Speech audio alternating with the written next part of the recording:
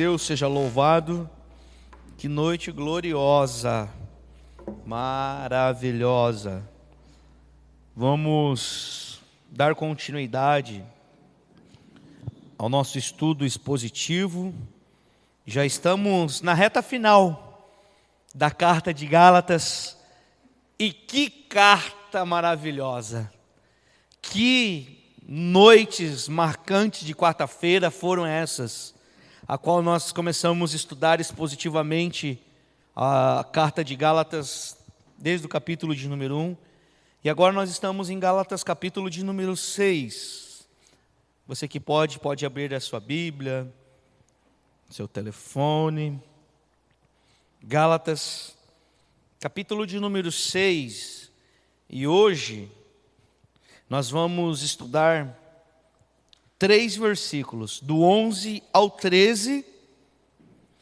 E o bolo da cereja vai ser quarta-feira que vem, que vai ser a última aula, onde nós vamos estar finalizando a carta de Gálatas. E vamos depois iniciar a carta escrita aos Romanos. Vai ser maravilhoso. Gálatas 6:11, todos acharam amém? Amém, glória a Deus. Então vamos lá, vamos seguir firmes e fortes. Diz assim: vejam com que grandes letras estou lhes escrevendo de próprio punho.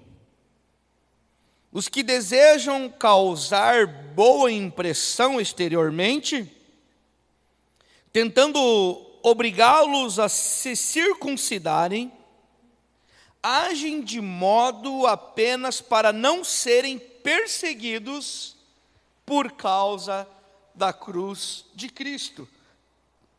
Nem mesmo os que são circuncidados cumprem a lei.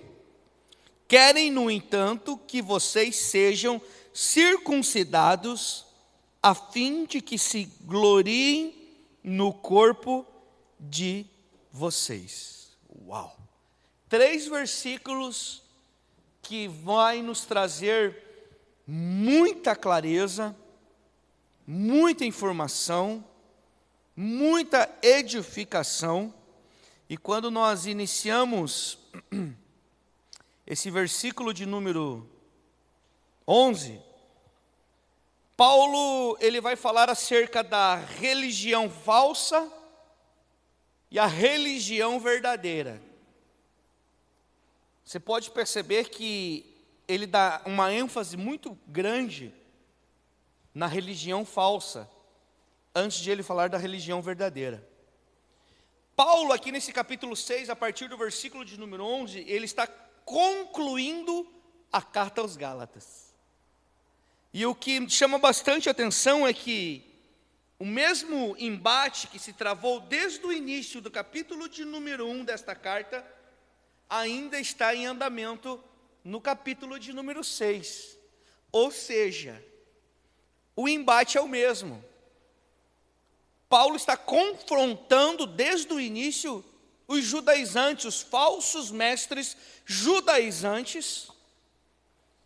Paulo vai trazer qual era a real e verdadeira motivação dos judaizantes, que era totalmente contrária à motivação do apóstolo Paulo.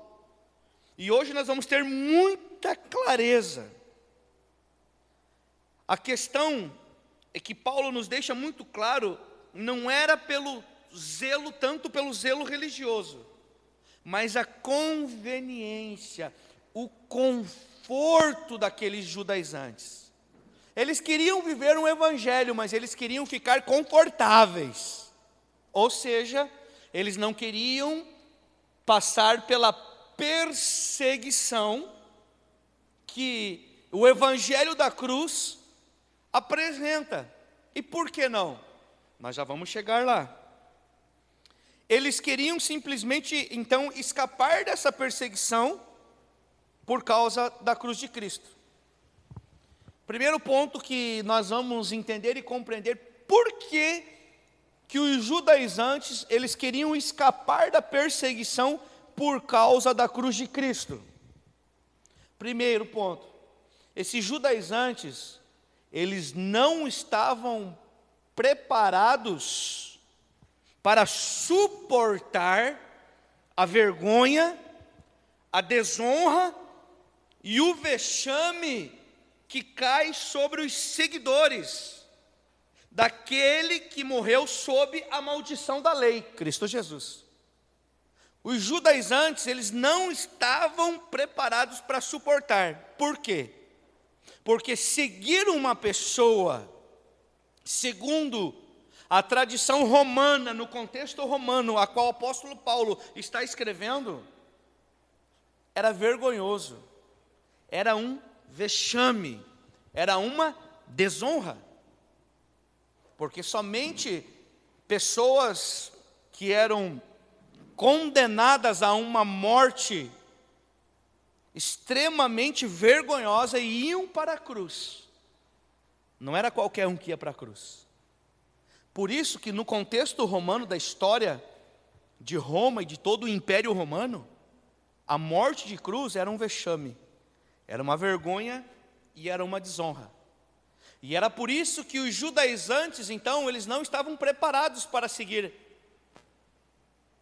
esse que morreu sobre a maldição da lei. Ou seja, Jesus morreu sobre a maldição da lei para nos libertar da maldição.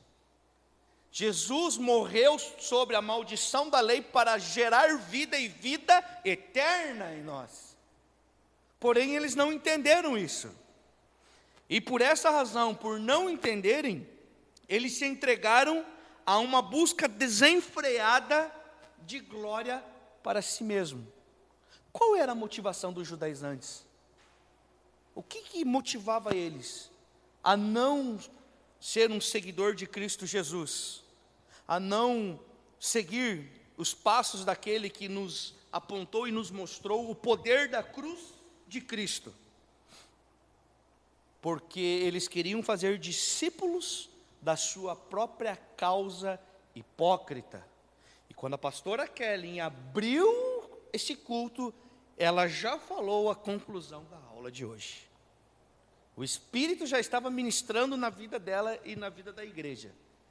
E nós precisamos chegar até o final hoje, para que nós possamos entender esse contexto todo. Nas últimas palavras agora do apóstolo Paulo, nessa epístola aos Gálatas, o apóstolo Paulo faz um contraste entre a falsa religião e a verdadeira religião, entre os falsos ministros e os verdadeiros ministros do Evangelho. Perceba que o apóstolo Paulo, ele já havia deixado muito claro que era necessário escolher entre a carne ou o Espírito. Paulo, ele deixa isso muito bem claro quando ele ministra no capítulo 5, do versículo 13 ao 26. É necessário escolher entre a carne e o Espírito. Paulo, ele deixa muito claro que era necessário escolher entre a escravidão e a liberdade. No capítulo 5, do versículo 1 ao 12, ele deixa muito bem claro. Ele diz, é uma definição de vida, é uma escolha de vida. Vocês vão querer viver como escravos da lei, ou vocês vão querer viver como livres em Cristo Jesus, ou seja, escravos de Cristo. Porque viver essa escravidão em Cristo Jesus significa viver a liberdade em Cristo Jesus. É diferente de ser escravo da lei, onde tem o jugo, o fardo, a morte, a condenação eterna. Se alguém quer desfrutar das bênçãos de Deus, mas está vivendo sobre a lei, já tem uma condenação: morte. É impossível nós querer desfrutar das bênçãos do Senhor, querendo viver o antigo pacto, querer viver debaixo do jugo da lei. A lei, ela nos trouxe, ela apontou até Cristo Jesus. A lei, o Antigo Testamento, ele vai nos mostrar sombras, flashes, figuras de Jesus Cristo. A lei estava trazendo o nosso entendimento e a nossa visão, abrindo os nossos olhos para a verdadeira consumação de Cristo Jesus. Por isso que o nosso modelo não é Moisés, por isso que o nosso modelo não é a unção de Elias. Eu quero a unção dobrada de Elias. Mano, você já tem a plenitude da unção do Espírito Santo de Deus. Por que eu vou querer uma unção de um homem se eu tenho do próprio Deus? Por favor, pastor Guilherme. Sabe, então nós precisamos entender isso, porque isso é libertador. Pode falar, pastor Guilherme, por gentileza. É interessante tocar esse assunto, porque justamente quando nós não entendemos isso, a gente vai sempre querer buscar algo novo, algo a mais. Cristo nunca é suficiente, porque a gente não tem o conhecimento do Cristo que nós portamos. Então aí a gente vai querer a unção de Elias, um novo de Deus. A gente vai pedir para que Ele venha e faça outra vez, né? Ou como em canções cantadas. Tem uma canção que diz: eu quero viver algo novo. Tipo assim, Cristo não foi suficiente. Legal, obrigado por você ter vindo, mas eu quero algo a mais. Não existe. Sempre há necessidade de alguma coisa a mais, né? E quando a gente tem um entendimento disso, de que Cristo, Ele está completo em nós, nós precisamos simplesmente orar para que nós o conheçamos e venhamos ter entendimento da vida que agora opera em nós e através de nós. Nós vamos parar de pedir aquilo que nós já temos, né? Exato. Já temos tudo, precisamos somente conhecê-lo. Paulo, ele fala: Senhor, a tua graça me basta, porque ele entendeu que a graça era Cristo e Cristo estava dentro dele, ponto final, era suficiente para tudo que ele precisava. Perfeito, perfeito. E como que nós vamos entender isso? Isso é uma obra divina, irmãos. É o Senhor se revelando a nós. Nós tendo compromisso com a palavra de Deus, ouvindo, porque a palavra de Deus diz que a fé vem pelo ouvir e ouvir da palavra. Então nós temos que ser responsáveis em desejar a cada dia mais ouvir dessa palavra, porque quanto mais nós ouvimos, quanto mais nós estudamos, quanto mais nós meditamos, mais o Senhor vai se revelando à sua igreja. Por que na comunhão do corpo? Porque é isso mesmo, ele tem um entendimento, o outro tem um entendimento mais profundo, o outro tem mais um entendimento mais profundo, o outro tem mais um entendimento, e juntos nós conseguimos ver claramente o Cristo ressurreto, aquele que venceu a morte e o pecado, e que removeu de nós a ira de Deus. Uau! Então você não precisa buscar algo, você precisa se colocar em Cristo, se posicionar em Cristo. É diferente. Não, eu vou para a igreja para buscar o meu milagre, a minha bênção. Não. O Senhor já te deu. O Senhor já se fez a nossa bênção. O Senhor já se fez o nosso milagre. Porque sabe o que acontece? Senão a gente vai estar sempre buscando algo fora que está dentro. E quando nós não recebermos, nós vamos desanimar. Muitos vão se apostatar da fé, vão se desviar da fé. Por quê? Porque vão pensar: poxa, Deus ama mais o outro do que a mim. Aquele recebeu, eu não recebi. Isso não é evangelho, irmãos. Evangelho é ter a convicção de que eu fui gerado nele, escolhido nele, e que ele está em mim, e que eu estou nele, e que a minha fé vai ser uma fé inabalável. Eu tendo, eu não tendo, eu conseguindo, eu não conseguindo, eu alcançando, eu não alcançando, eu com muito dinheiro, eu sem dinheiro, eu com muito alimento, sem alimento, a minha fé permanece a mesma nele. É isso que o apóstolo Paulo quer nos ensinar. Pode falar, pastor Guilherme. Só para concluir, como nós recebemos o Cristo por completo, não recebemos por fatia, um pedaço de Cristo, recebemos Ele por inteiro. Nós recebemos também a mente de Cristo. E a mente de Cristo, ela opera através do Espírito. Por isso que caminhar no Espírito significa caminhar desde a mente de Cristo, de como Cristo enxerga, entende? O homem natural, ele vai buscar soluções naturais para resolver a sua vida, os seus problemas cotidianos, criar planos, projetos. Porém, desde a mente de Cristo, a gente pode pensar como Deus pensa, enxergar como Deus enxerga e agir como Ele age. entende? E isso se trata de Cristo operando em nós e através de nós. Então, nós precisamos descobrir a maneira de caminhar desde a mente de Cristo. Uau. Isso é andar pelo Espírito. Amém, glória a Deus. Fred, por favor.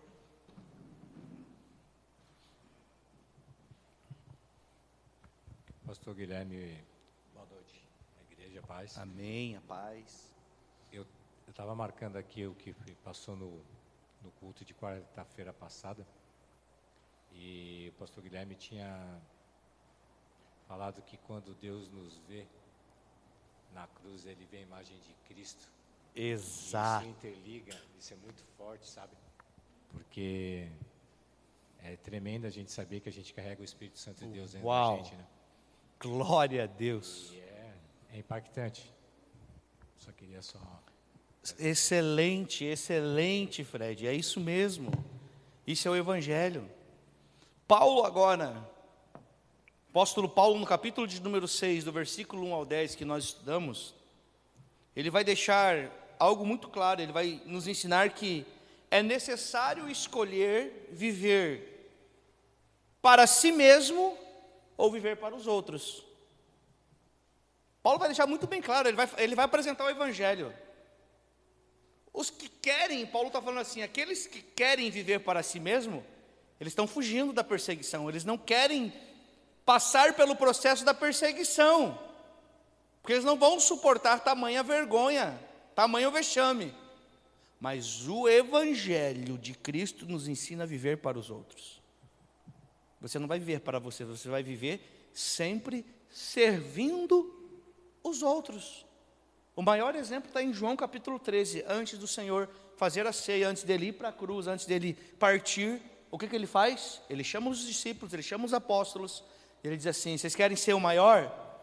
Sim, nós queremos ser os maiores. Vocês querem arrebentar com tudo? Sim, nós queremos. Vocês querem ser os grandões? Sim, nós queremos. Então, o maior seja o menor. E ele começa a fazer o que? Lavar os pés dos discípulos e dos apóstolos, mostrando que o maior é sempre o menor, que é aquele que serve, que está sempre preparado e disposto para servir. Servir o meu amigo, servir o crente, servir o irmão da outra igreja. Não, servir o próximo. O próximo é o próximo, irmão. O próximo pode ser aquele que te ofendeu, aquele que te feriu, aquele que te magoou, aquele que falou mal de você. O próximo é o próximo. Jesus diz assim que nós devemos orar por aqueles que falam mal de nós, que nos amaldiçoam, com aqueles que nos perseguem. Nós devemos orar e clamar. E aí ele não só fala agora, ele dá o exemplo. Venham aqui. Ele pega lá a bacia, pega a toalhinha e vai lavar os pés dos apóstolos e discípulos. E Pedrão já diz: epa, não faça isso. Se for para lavar meus pés, então lava meu corpo todo. Não entendeu nada. Ele não entendeu o que Jesus estava fazendo. Jesus estava preparando, porque estava muito próximo da cruz. A crucificação estava chegando. E os apóstolos precisavam se despertar, eles precisavam amadurecer. Tipo, nós não podemos ser nenéns a vida toda, espirituais, pensar só em nós, pensar só no meu milagre, só na minha vida, só no eu. Estou passando isso, estou passando aquilo. Não. Sabe o que Deus faz?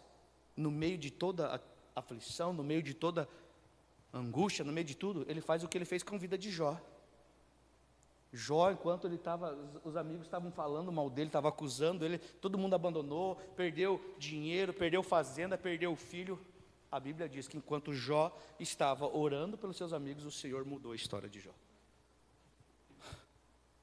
E aí Jó diz assim, Jó 42:5, antes eu conhecia o meu Deus de ouvir falar, mas agora meus olhos contemplam a sua glória, a sua beleza, o seu poder, a sua vida, a sua presença.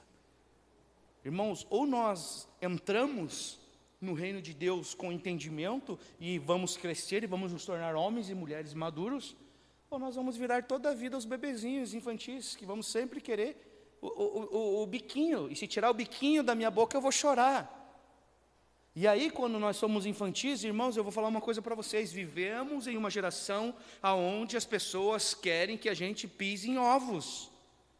Porque pessoas do século 21 não estão preparadas para receber um não. O primeiro não que elas recebem, elas viram as costas, elas saem, elas abandonam a igreja, elas abandonam tudo. Por quê? Porque não estão preparadas. Eu sempre estou ministrando. Pastor Guilherme, se te tirarem o violão, o que você vai fazer? Pastora Kelly, se te tirar o microfone, o que você vai fazer? Miriam, minha mãe, se te tirarem da escala da recepção, o que você vai fazer? Eu vou continuar adorando a Deus. Porque a minha fé não está fundamentada naquilo que eu faço, mas naquilo que eu sou. Era isso que o apóstolo Paulo queria ensinar. O evangelho não se trata do que eu faço. O fazer é consequência daquilo que eu sou, daquilo que eu estou me tornando. Estou me tornando um filho maduro. Estou me tornando discípulo de Cristo. Então se prepara, porque vai vir aflição, vai vir dificuldade, irmão. E aí, você vai abandonar o barco? Ou você vai só pedir? A palavra diz: pedis e não recebeis, porque pedis mal, para gastar em vossos próprios deleites. Pronto, não se trata de nós, se trata de Cristo. É para servir, irmão, é para servir. O evangelho é para servir o próximo. Por que nós estamos aqui? Para servir. Por que nós vencemos uma chuva? Para servir o próximo. Para sermos edificados e sermos edificadores do reino de Deus. Nós temos que parar com as nossas justificativas baratas. Amém, igreja? É culto de quarta-feira, é feijoada, é assim mesmo. Domingo nós damos uma segurada, mas na quarta-feira é estudo expositivo. É assim, é para despertar, é para aprendermos, é para crescer. Então Paulo vai dizer assim: vocês precisam definir a sua vida. Você vai continuar vivendo para você mesmo, como um fariseu, que é o que nós vamos aprender aqui na frente, ou você vai ser de fato um discípulo de Cristo e vai viver para servir o próximo. Disso se trata o evangelho, irmãos. Servir. Por favor, Fred.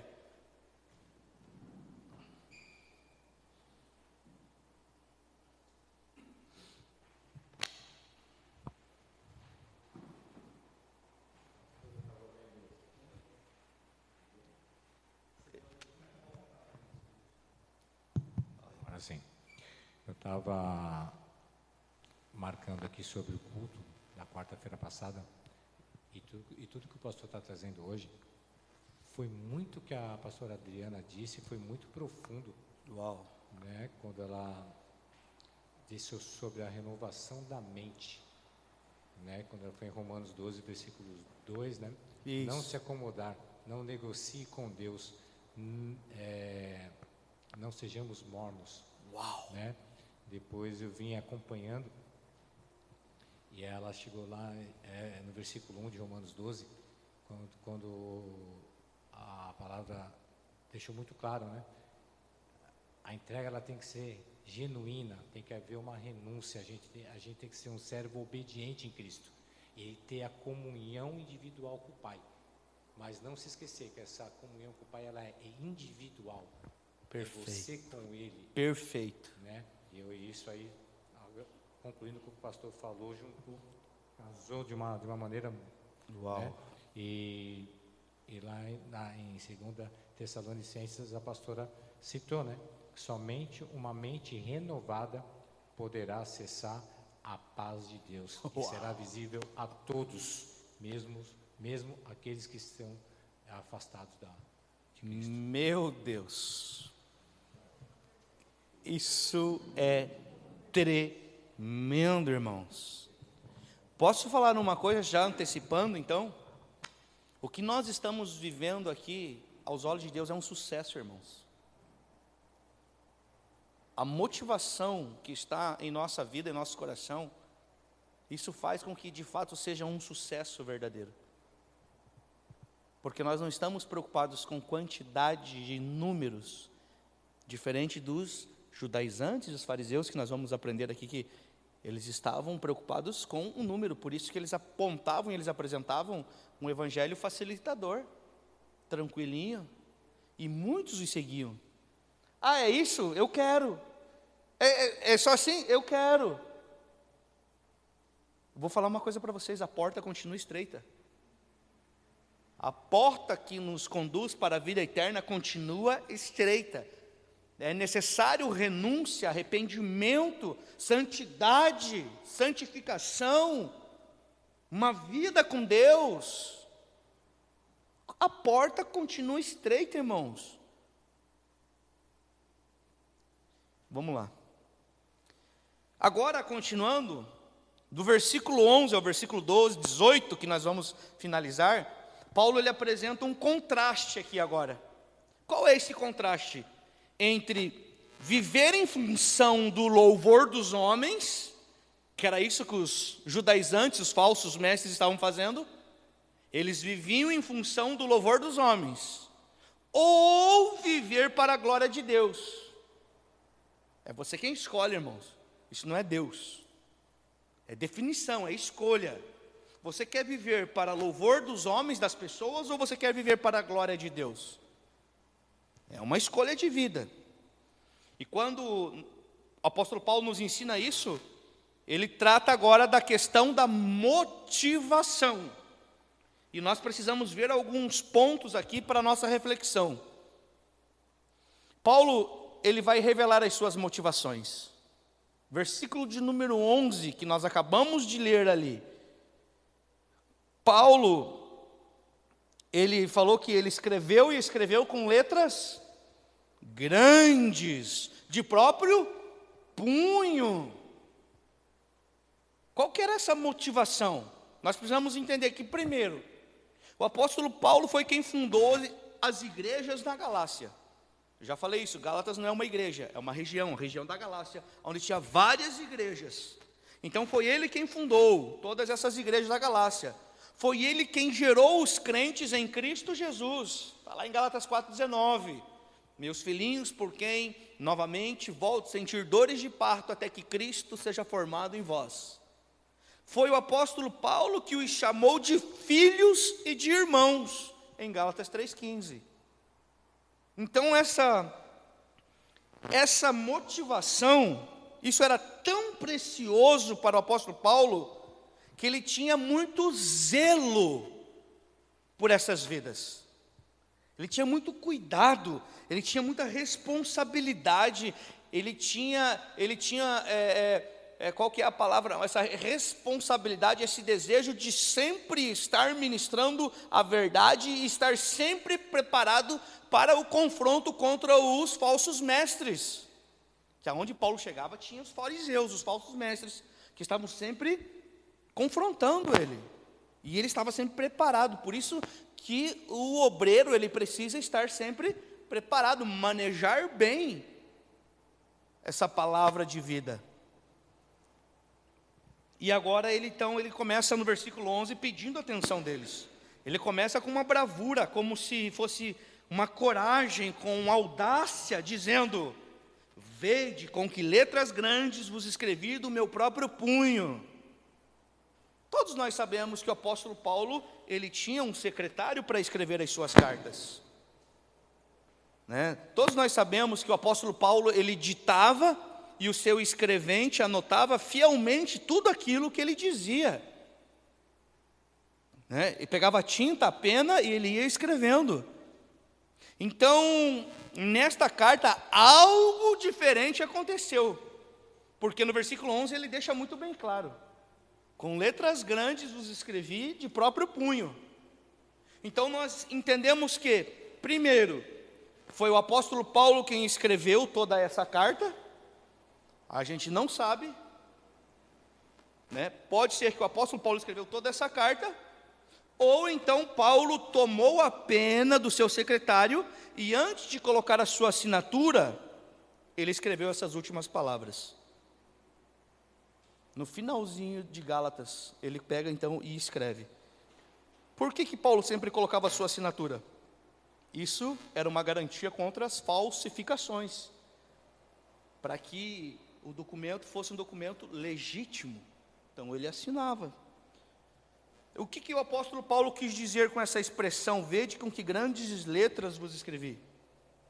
Paulo, ele estava demonstrando a sua ênfase.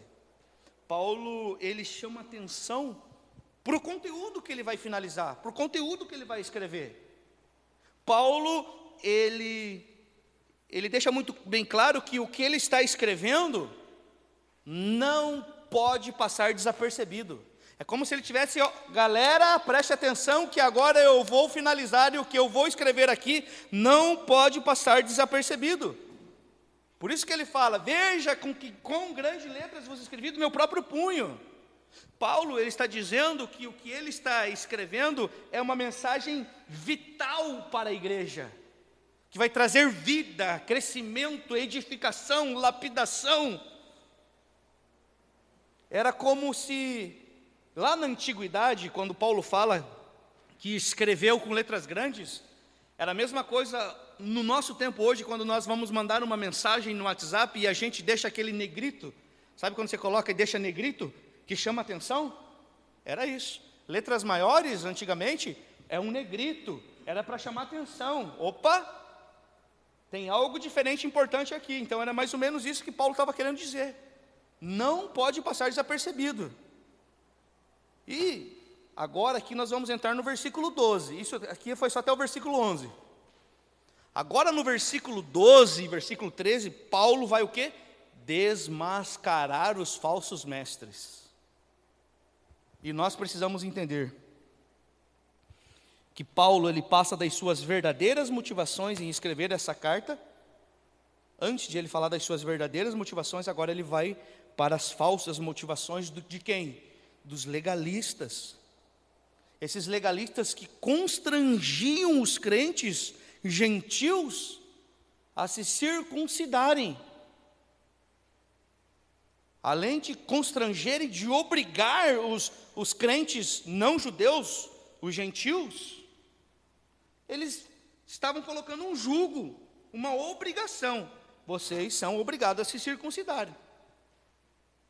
Por quê? Primeiro ponto nós já entendemos aqui, por causa da perseguição, para não serem perseguidos. Era uma marca que eles tinham, opa, então beleza, estamos sendo circuncidados, então não, já estamos em paz, já é um começo que não vai ter tanta perseguição. Paulo com isso também ele evidencia que o cristianismo, ele vai falar que o evangelho não é fundamentalmente uma religião de cerimônias externas. O evangelho não se trata de rituais e cerimônias externas, mas é algo interno, intrínseco e espiritual, o evangelho. Tem um monte de gente fazendo um monte de cerimônias lindas e maravilhosas, mas que não tem nada a ver com o verdadeiro evangelho. Por isso nós precisamos nos preparar e nos capacitar, para tudo aquilo que nós realizarmos aqui, que seja algo que vai realmente ter um fundamento, que vai ser espiritual e que vai ser algo que vai edificar a nossa vida interna, interior. Porque senão, meus irmãos, é só mais um movimento, é só mais um barulho, é só mais uma noite, é uma emoção, vou chorar e vou isso, e vou me emocionar, mas amanhã eu estou do mesmo jeito e não tem transformação de vida. Não, o evangelho transforma. O único que tem o poder de transformar a nossa vida, a nossa mente, o nosso coração, o nosso entendimento, a nossa visão, é o evangelho. A nossa casa, a nossa família, o nosso casamento, a nossa saúde, é o evangelho. O evangelho tem esse poder de transformar. Transformar. O evangelho não quer melhorar, ele quer transformar. E quais eram essas motivações dos falsos mestres? O que motivava os falsos mestres, os judaizantes? Primeiro, os falsos mestres, eles buscavam a aprovação dos homens para se escaparem da perseguição. Versículo 12, foi o que nós lemos. Eles buscavam então a aprovação dos homens para escapar da perseguição. Esses homens, eles não se importavam com a edificação dos crentes. Eles eram guiados por um desejo ambicioso de conquistar o aplauso popular. Eles faziam qualquer coisa para receber o quê?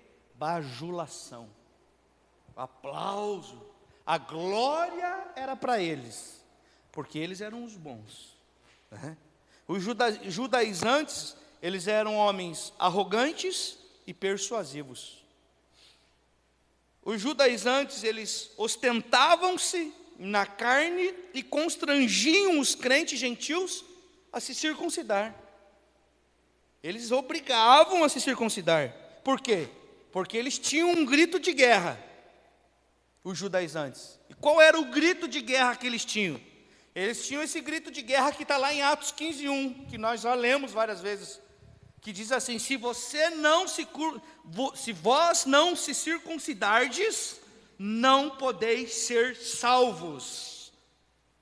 Eles estavam dizendo: se você não seguir o ritual externo, se você não se circuncidar, você não pode ser salvo. Está lá em Atos 15:1. E qual que é o grande problema de eles falarem isso? Primeiro, eles estavam negando que a salvação fosse exclusivamente pela fé em Cristo Jesus. Eu não preciso fazer algo para ser salvo. Eu preciso nascer de novo. Eu não preciso fazer um ritual para ser salvo. Eu não preciso nem levantar a minha mão. Eu preciso nascer de novo aqui, ó, no meu coração. Quietinho. Mas se quiser levantar a mão, não tem problema. Eu só estou falando que não adianta levantar a mão, vir para frente, chorar e não nascer de novo. Né? E não ter transformação de vida. Só que quem nasce de novo vai fazer, é óbvio.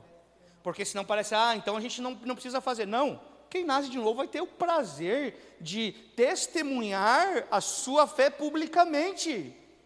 Pode falar, pastor Guilherme, por favor. Falando na questão de nascer de novo, a gente entende que o reino de Deus, ele se movimenta. Cristo, ele se movimenta, né? E nós não devemos também viver uma vida estagnada, simplesmente porque, nasci de novo, está tudo ok. Não, devo me movimentar conforme o Espírito, ele me orienta para que eu viva. Porque o que acontece? Cristo, ele falou: se o grão de trigo cair na terra e não morrer, ele permanece sozinho, mas se ele morrer, ele dará muito fruto. Jesus estava falando dele mesmo. Exato, que dele ele mesmo. produziria frutos. E que era necessário morrer. Ele estava apontando para a cruz. Era necessário morrer. E quando ele fala em João 15, que ele é a videira verdadeira e nós somos os ramos, e toda vara que está nele, é possível estar em Cristo e não produzir fruto. Toda vara que está nele e não produz fruto, é cortada E jogado fora. E toda vara que está nele e produz fruto, é limpada para que produza mais frutos. Ou seja, eu posso nascer de novo, mas eu posso não produzir os frutos. Por quê? Porque eu não dei continuidade.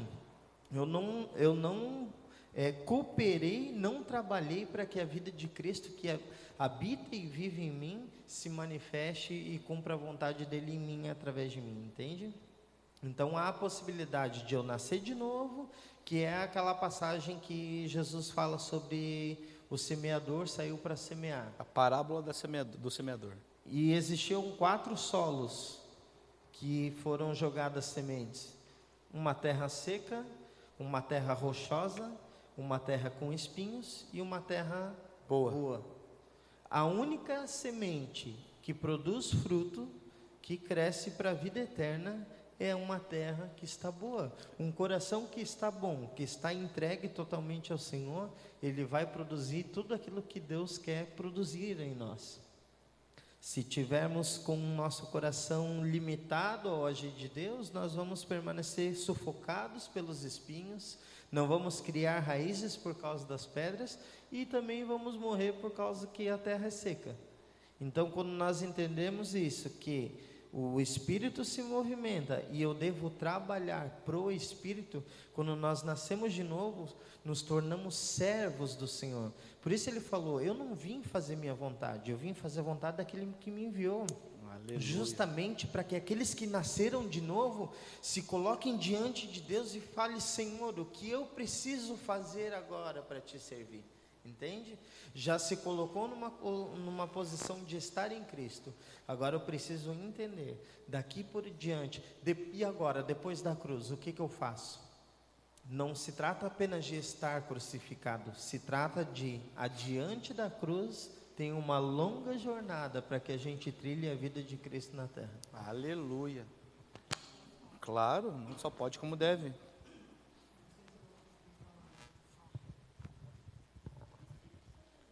Não, é porque está bem bagunçado as coisas que eu estou entendendo, bagunçado ainda de eu não ter um entendimento e clareza do que eu tenho que ministrar, mas amém.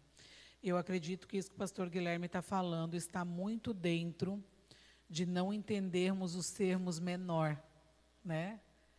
Para que seja apontado o maior, que é o Cristo.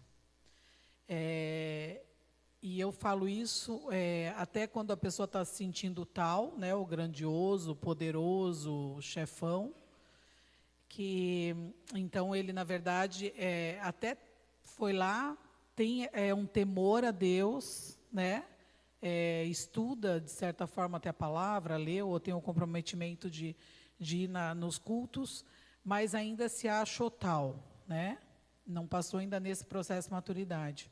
Ou também porque se sente muito inferior e não entende que esse inferior não se trata desse menor, porque o menor é a gente entender que é o celestial governando na terra. Então, quando eu entendo ser o menor, eu entender que esse celestial está na terra e que é ele que aparece, e ele é o maior. Por isso que quando o homem se coloca numa posição de menor, não é um homem melhorado, ou porque ele tem uma consciência, eu preciso ser, uma falsa humildade. Não é isso, é uma obra do Espírito. Mas que exige também o meu comprometimento para esse crescimento. Mas eu acredito que, assim como a pastora Kelly nos ministrou, que não tem como você fazer a pessoa conhecer a Cristo, né? É uma obra do Espírito mesmo, também esse entendimento do menor e do maior. Essa humildade celestial. Entender isso é só um processo da pessoa se submeter mesmo a ele. Porque não tem como se explicar isso, né? Porque sempre vai cair naquele de pensar que entra um pouco lá a minha força do braço. E não vai ter a minha força do braço, o meu auxílio. Sabe, até referente àquilo que o Fred trouxe ali. Então, é necessário o relacionamento individual, né? Com Cristo. Mas a colheita desse meu relacionamento individual, né, o fruto dela, não vai ser individual. Sempre vai ser no corpo de Cristo. Porque um homem ou uma mulher que entende esse processo do Senhor, ele vai entender que Deus não trata mais da minha vida pessoal, do meu individual, ainda que respingue lá. Né? Porque quanto mais maturidade eu vou atingindo, e eu só atinjo isso no meu relacionamento individual com Cristo, eu só vou atingir isso, não adianta aquilo que eu trouxe. Eu não vou conseguir ter a experiência, a maturidade, o crescimento que o pastor Tiago tem, e ele não vai conseguir ter o meu. Assim como eu não vou conseguir ter da Miriam, ela não consegue ter o meu, porque é o relacionamento individual. Mas esse relacionamento individual traz um crescimento para o corpo. Porque eu já vou sair lá daquele lugar de menina, de achar que é meu, é para mim, sou eu. Eu saio desse lugar, e se eu saio desse lugar, muitas pessoas ao meu redor vão sair desse lugar. Né? Ainda como eu falei no culto, ainda que eu não tenha oportunidade de ministrá-la, de repente, com um versículo bíblico, mas ela vai ver isso no meu posicionamento. E é impressionante como a mente da gente vai transicionando em tudo. Em todas as coisas. Você entende que não é a igreja, essa igreja, é uma igreja sobre a terra. Você vai tendo essa mentalidade de olhar que a compaixão que tu tem que ter não é só lá, tu está lá com teu irmão de sangue, ele está lá numa cama, que nem eu fiquei lá 2 dias cuidando da Luciane no hospital. E eu tinha aquele quebrantamento dela, mas eu tenho meu quebrantamento de receber uma notícia triste de uma outra pessoa que não tem o meu sangue, entendeu? Porque isso é o que o Espírito vai fazendo. Você tem essa inquietação. Então, esse global, esse corporativo, quanto mais funcional de fato isso for em nós, é impressionante o quanto estreita o teu relacionamento com o Senhor. Porque é isso que Cristo quer, que nós sejamos efetivos e cuidadosos e formadores nessa igreja do Senhor. Né? É isso que Ele quer, poder confiar esse reino em nossas mãos. Essa é a expectativa do Senhor, creio eu, né? No que eu vou entendendo. Então, assim, porque eu vou só ler algumas coisas para ver se escapou, tá? Porque o menor é celestial e é visto, e não o homem natural, o homem humano, nesse lugar o homem é a manifestação de Cristo, do maior, que habita em nós através do Espírito Santo. E esse visto e corporativo fica evidente o Cristo, o cabeça, e a sua igreja, porque a igreja de Cristo precisa ser vista com respeito e com responsabilidade, ou seja, o céu agindo na terra. Assim, quando ocorre um escândalo, por exemplo, como aconteceu agora com esse pastor abençoado, querido, né? Que eu não sei se foi, agora não me lembro, Guarulhos, Rio de Janeiro, já me fugiu a mente de onde, que estava, né, estuprando, Guarulhos, né, estuprando crianças de 11 a 17 anos de idade, e estava lá numa liderança de uma congregação.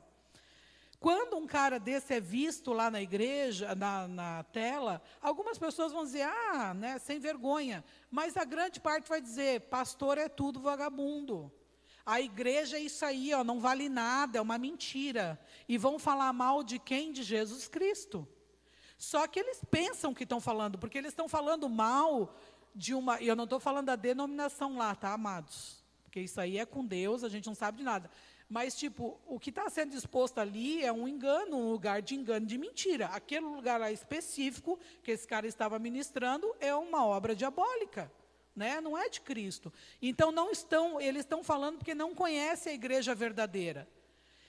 Então, para nós que entendemos isso, surte algum efeito eu ficar falando sem vergonha, não vale nada, tem que morrer, blá, blá, blá. Não, eu preciso pensar, Senhor, eu tenho que ser ainda mais responsável, ainda mais posicionada, porque é a tua igreja que tem que ser vista, e não esse lixo, essa mentira que leva no inferno, que conduz a viver esse inferno aqui na terra. Não, eu preciso ser uma responsabilidade, uma autoridade na terra, não para, aplaude aí, Adriana, estão vendo? Não, para que as pessoas me vejam e possam te ver através de mim e saber que a tua igreja na terra é séria, não se corrompe. Eu não cansei, gente, não foi uma nem duas vezes que eu ouvi de um aluno falar, pastor é tudo ladrão, tudo bandido, eu sei que tu e o Tiago não.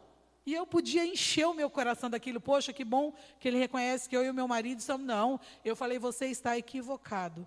Existe um povo na terra, prostrado a Deus, a igreja viva do Senhor, que esses pastores, esses líderes e esses membros não têm se prostrado a Satanás. São pessoas que não mexem num dinheiro, que não fazem nada indigno, e o que eu busco a camisa ali, que eu manifesto e ministro a ele, é da igreja de Cristo, não é da Adriana e do Tiago.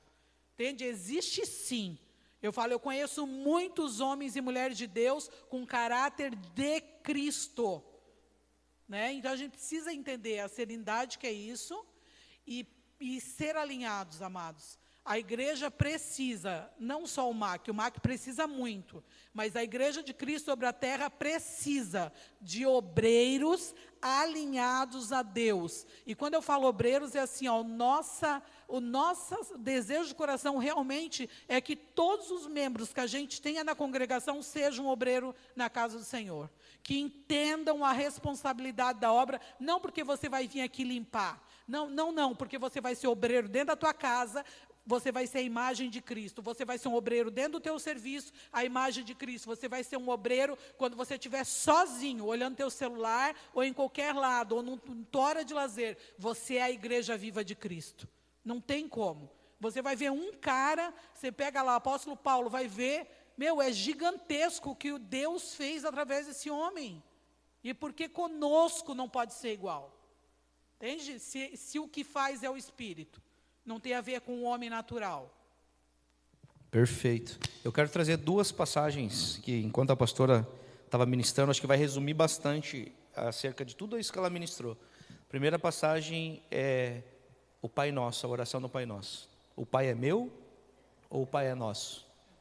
Então não tem esse negócio de meu, irmão. No reino de Deus não tem, é nosso. O pão não é meu, o pão é nosso. Por isso que nós temos que viver Atos 2:42. Sim, pode falar, Fred. Deixa eu só terminar aqui outra. Para o Fred, por favor. E a outra passagem que vai esclarecer bastante o que a pastora estava falando É quando Jesus fala acerca de João Batista. Ele diz assim: dos nascidos de mulheres, não existe homem maior do que João Batista, mas no reino de Deus, o menor é o maior. Aí não é mais João Batista, aí é o que serve, é o que desaparece para que ele seja visto. Aqui resumiu tudo que a pastora falou. Muito pontual, muita luz e muita clareza. Glória a Deus. Fred, pode falar, Fred. Mas eu vou tocar de novo no que a pastora falou, Por favor. porque eu peguei uma página inteira do que ela falou, né? Eu peguei daqui, ó. Olha lá, ó. tudo Está que a estudando, pastora falou, está sim. meditando a palavra, irmãos. Eu estava vendo aqui que ela deixou muito claro aqui, ó, que será visível a todos, mesmo os que não acreditam na palavra.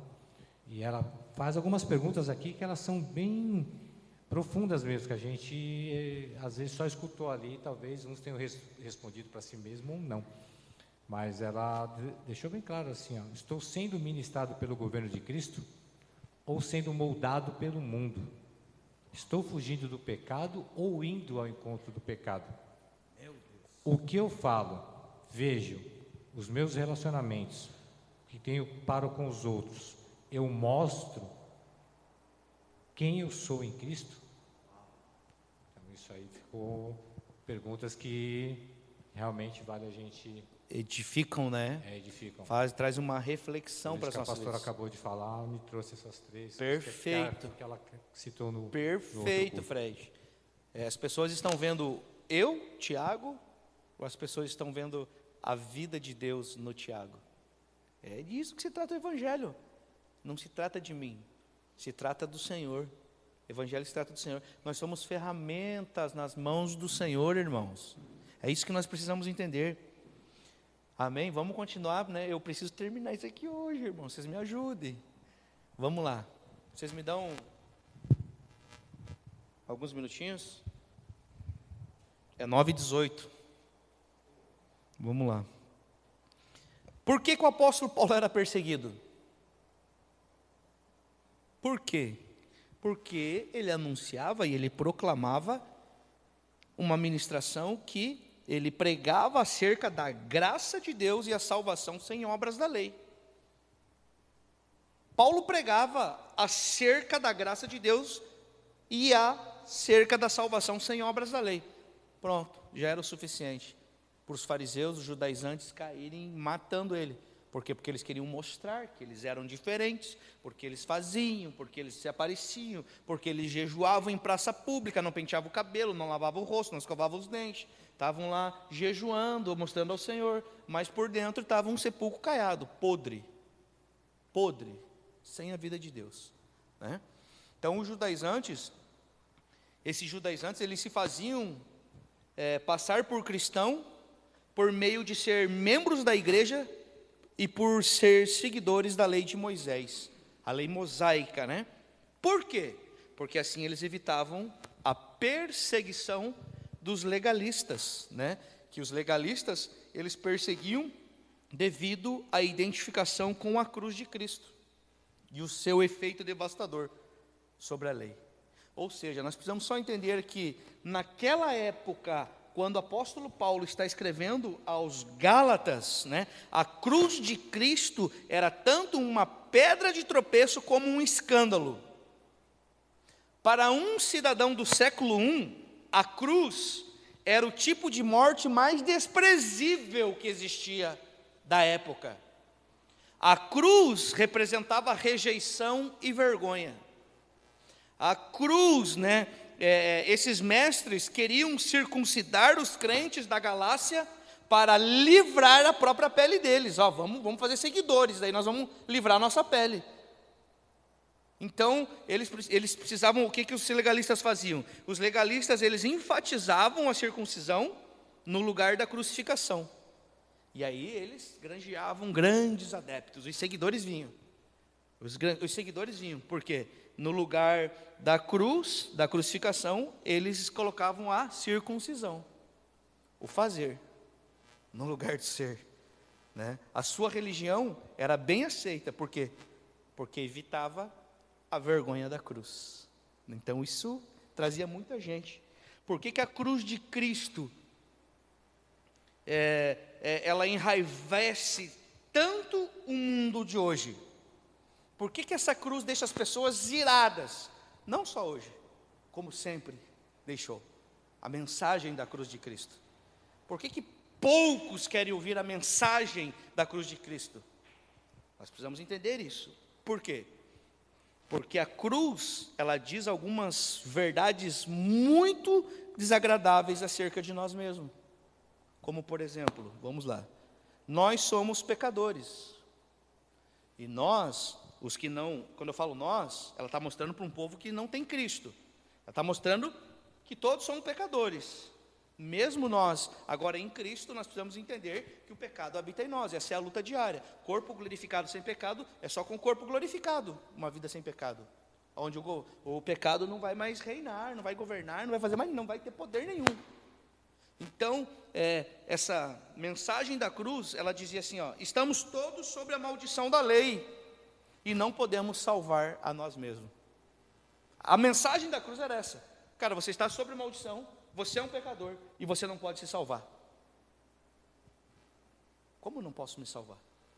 De que maneira? Então, Cristo, nós precisamos entender que Cristo assumiu o nosso pecado e essa maldição, Ele tomou sobre si essa maldição, porque não havia outra forma nenhuma de nós sermos livres do pecado. Cristo se fez pecado no nosso lugar. Cristo se fez a maldição, maldito em nosso lugar. Hoje a maldição não tem poder, não reina. Não tem como a maldição ter poder sobre quem está em Cristo Jesus. O irmão falou que jogou praga. Não jogou praga, gastou tempo, falou besteira, só perdeu tempo, irmão. Porque maior é o que está em nós do que está no mundo. Porque nós vamos ter medo de palavras de maldição, de morte. É nós que temos que liberar palavras de vida. É nós que temos que ser luz no meio da escuridão. É nós que temos que tomar o nosso lugar de autoridade e poder em Cristo Jesus e sermos os proclamadores do reino de Deus. A cruz nos reduz a nada. A cruz, ela fura o balão da nossa vaidade. A cruz, ela fere mortalmente o nosso orgulho e a nossa soberba. É por isso que eles fugiam da mensagem da cruz. Os judaizantes não eram apenas arrogantes e persuasivos, mas eles também eram hipócritas, porque eles exigiam algo dos outros e eles não praticavam. Eles falavam uma coisa e faziam outra. Por isso que Jesus fala, Mateus 23:3, porque eles dizem e não fazem. Jesus chamou esse grupo de hipócritas, de raça de víboras, em Mateus 23:13, Mateus 23:33 em diante.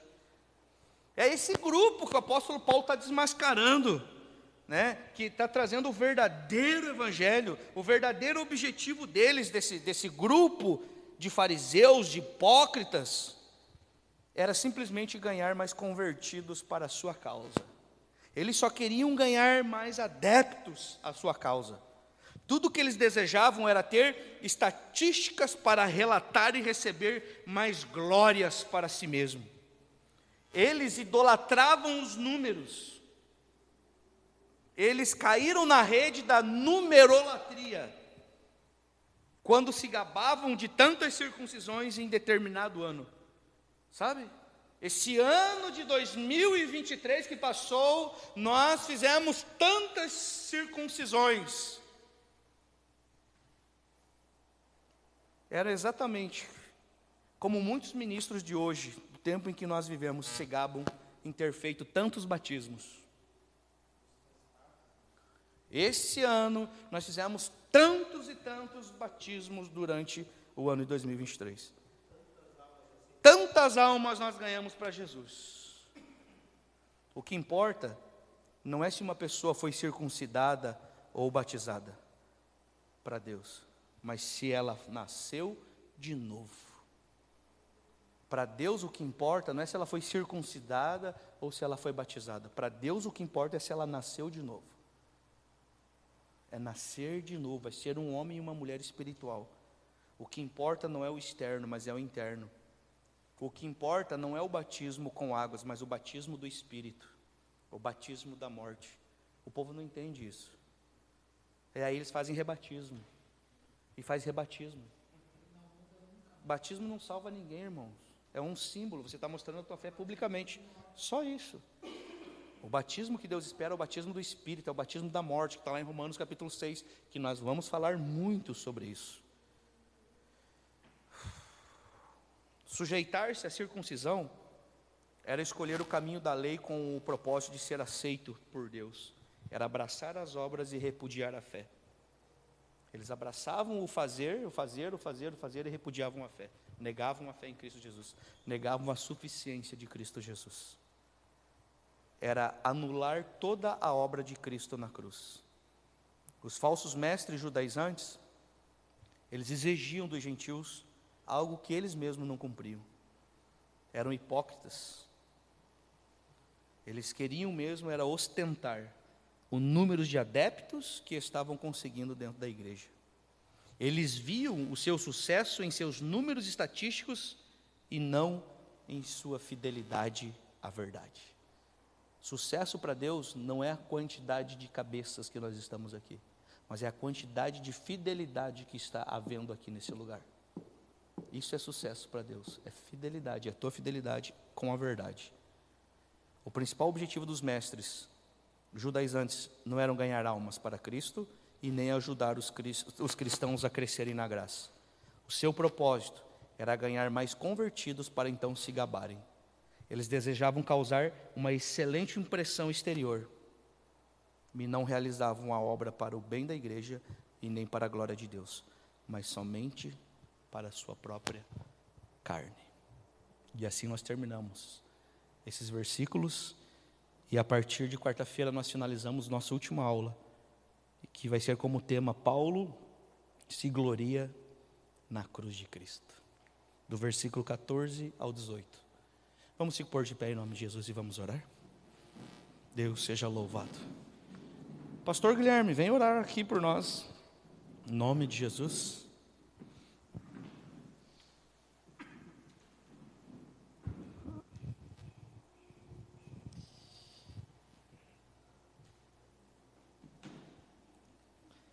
Senhor, não há palavras que podemos expressar tamanha gratidão que nós devemos ao Teu Espírito, por ter nos ressuscitado juntamente contigo e nos ter feito assentar nas regiões celestiais contigo, Senhor. Nós queremos viver desde a mente de Cristo, compreendendo e discernindo as coisas do Teu Espírito, para que nós possamos andar em retidão. Que Teu Espírito ministra o nosso entendimento cada vez mais as coisas que estão ocultas ao nosso entendimento, mas que através do Teu Espírito nós podemos ver, porque é revelado através do Senhor. E nós queremos viver pela revelação de Cristo que é em nós. Nós renunciamos todo o nosso eu, todos os méritos, todo o status, Senhor, toda a glória, tudo aquilo que possa dominar o nosso coração e ser empecilho para que nós venhamos viver de fato a Cristo de forma crucificados para o mundo. Renunciamos o nosso eu para viver o Senhor. Estamos aqui reunidos porque queremos estar num único foco, um único objetivo. E estamos nesse objetivo de buscar a Cristo. Buscar o conhecimento da graça e da verdade que nos é revelada todos os dias. E o Teu Espírito tem nos dado esse entendimento dia após dia, e nós nos alegramos nisso e Te bendizemos com todo o nosso coração, Te damos toda a glória, todo o louvor e adoração a Ti. Querido Espírito Santo, nós oramos por toda a Tua igreja, para que em todos haja o mesmo sentimento, em todos haja o mesmo entendimento de Cristo, que todos sejam transformados pela única vida que há nesse mundo, que é a vida de Cristo Jesus em nós. Somente o Senhor tem poder para transformar-nos, para transformar o nosso lar, para transformar as vidas que nós temos contatos todos os dias. O Senhor nos fez luz deste mundo, não porque nós somos bons, mas porque a tua vida está em nós. E nós queremos levar essa luz ao entendimento das pessoas, para que através das palavras o teu Espírito leve ao coração dessas pessoas a vida do teu Espírito, Pai. Para a glória do teu nome, nós não cessaremos de buscar o Senhor jamais. Estaremos sempre prostrados, entregues à tua vontade. Por isso nós clamamos para que seja moldado o nosso coração pelo teu Espírito. Que sejamos desprendidos daquilo que ainda possa estar nos prendendo, para viver somente a ti. Queremos viver alavancados pelo teu Espírito. Queremos estar, Senhor, totalmente entregues, voando nas asas do teu Espírito, Senhor. Que o Senhor possa saciar todos os dias a nossa fome e a nossa sede de te conhecer. Que o nosso coração te ame cada vez mais e nós possamos enxergar o Senhor com cada vez mais clareza, nitidez, e que haja em nós vida e verdade todos os dias, para a glória do teu nome, Senhor. Em nome de Jesus. Amém. Glória a Deus.